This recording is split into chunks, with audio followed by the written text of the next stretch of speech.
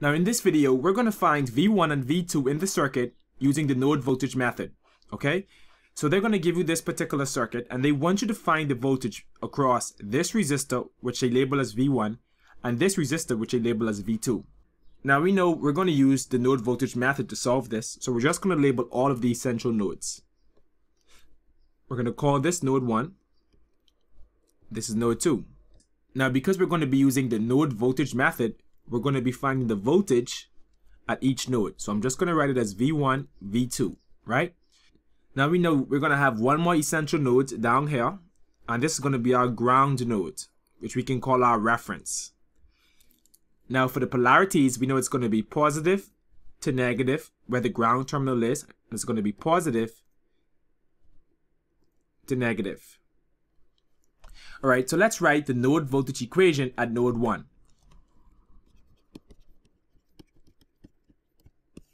So we know at node 1, the current is going to be leaving this node going in this direction. Now when we look at this branch, we have a 4 milliamp of current, and this is a current source that's actually going to be going into this node, which means when we write this current down, it's going to be a negative current. So we're going to have negative 4 times 10 to the negative 3. Plus, we know there's going to be a current going in this direction here. Now, because we don't know what that current is, we're just going to write it in terms of Ohm's law because we don't want to add any more unknowns. So we're just going to write it in terms of the voltage, and that voltage is going to be V1, right? But the good thing is, in this particular circuit, our node 1, which we labeled as V1, is the same V1 they have across this resistor, which is true. So that's a good thing for us, right?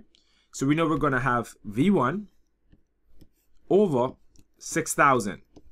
So once we find the voltage at node 1, that's going to be the same voltage across this 6K resistor, so we're pretty much good to go.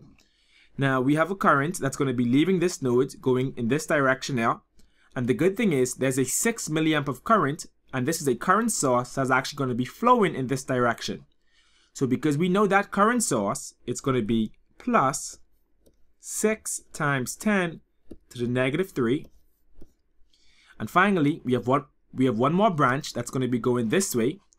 So to find the current in this direction here, we're going to take the difference of these two voltages, which is V1 minus V2, and divide it by the resistance, which is 4,000. And all of that equals 0. Now when we look at this, the LCD is going to be 12,000. So we're going to multiply each term by 12,000. So when we multiply each term by 12,000 now, right? I'm not going to do it. It'll be too much. But what I'll do is, you know what? I'll write it out. So we're going to say 12,000 multiplied by negative 4 times 10 to the negative 3, right?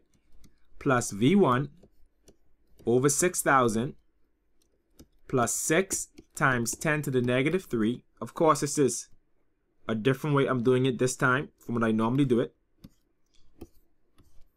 Plus V1 minus V2 over 4,000. All of that equals 0.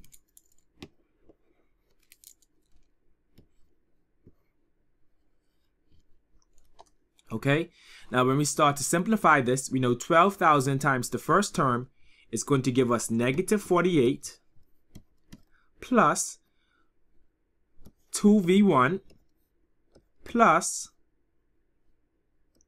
72 plus 3V1 minus V2 equals 0. When we start to simplify this now, we're going to get 5V1 minus 3V2 equals negative 24. So this is going to be equation 1 for node 1. Okay, now let's do the node voltage equation at node 2 now. So we're going to write NV at node 2. The current entering this node is going to be 6 milliamps, right? So because it's 6 milliamps, we're going to write it as negative 6 because we always assume that the current is going to be leaving the node. So instead of it being a positive 6 milliamps is going to be a negative 6 milliamps. So we're going to write it as negative 6 times 10 to the negative 3 plus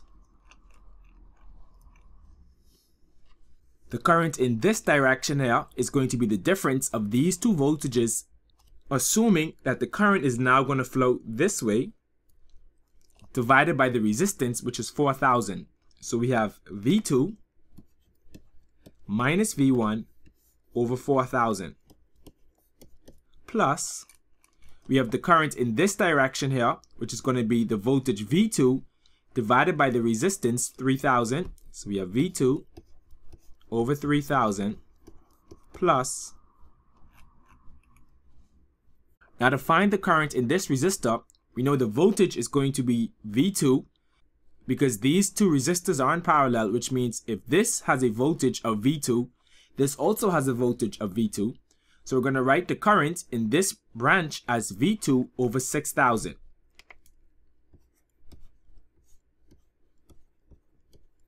Equals 0. Now we know between all of these fractions, the LCD is going to be 12,000.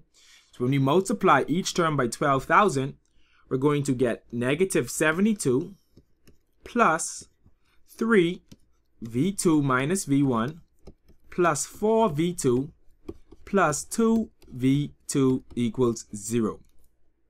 So when we simplify this now, we're going to get 3 V2 minus 3 V1 plus 4 V2 plus 2 V2 equals 72. We're going to get negative 3 V1 plus 9 V2 equals 72. We want to solve for V1 and V2. So let's use the matrix method now. Okay.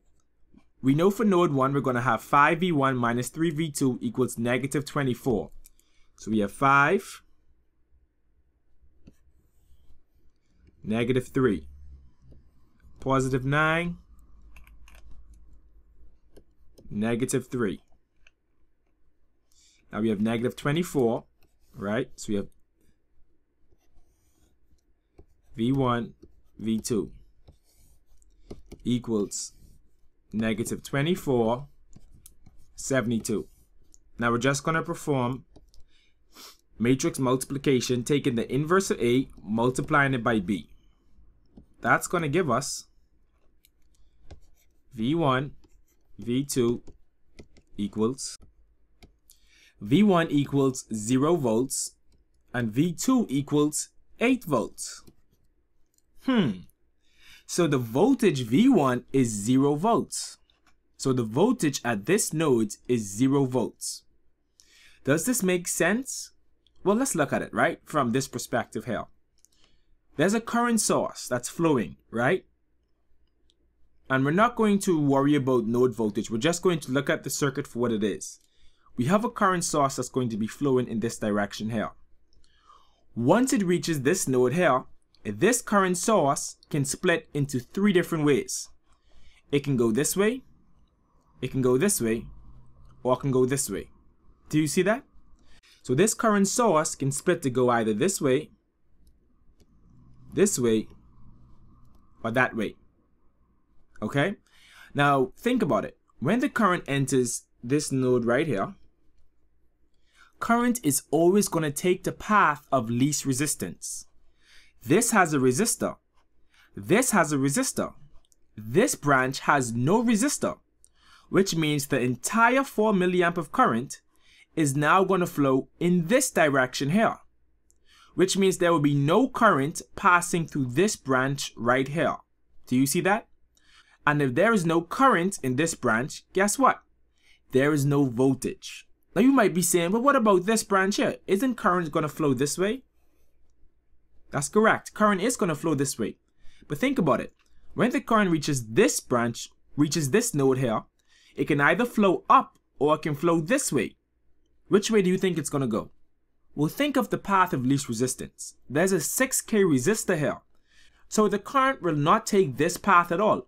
The current is actually just going to go this way and then come around to this node and then go this way.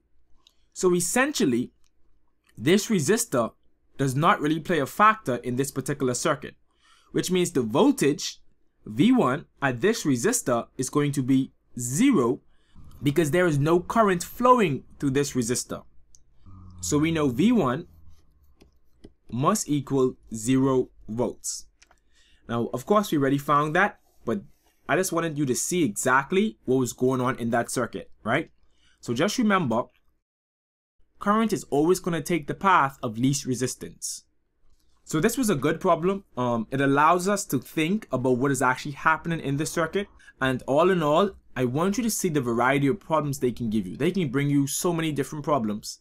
And you just have to be able to look at it, take your time, and try to understand what's happening. But always remember, if you're using node voltage, you always assume the current is leaving the node, even though that might not be true.